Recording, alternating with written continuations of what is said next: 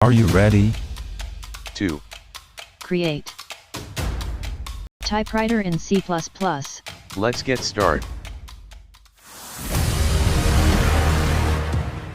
I will open VS Code and created a file name as typewriter.cpp.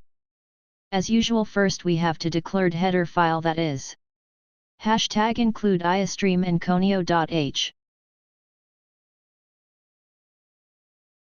And one more header file name is hashtag include windows.h. Windows.h is a Windows-specific header file for the C and C++ programming languages, which contains declarations for all of the functions in the Windows API, all the common macros used by Windows programmers, and all the data types used by the various functions and subsystems. Now using namespace std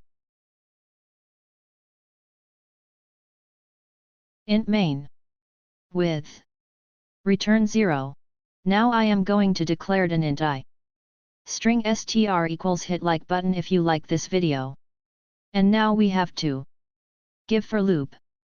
For I equals 0, string I is not equal to /0 and I++.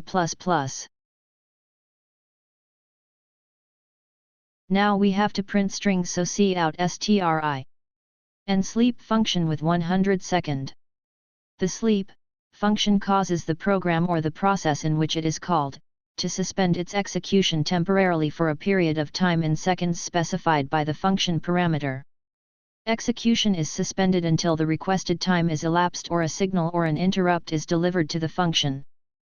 Now let's check the code is successful or not. As you see in the terminal, the code has executed successfully.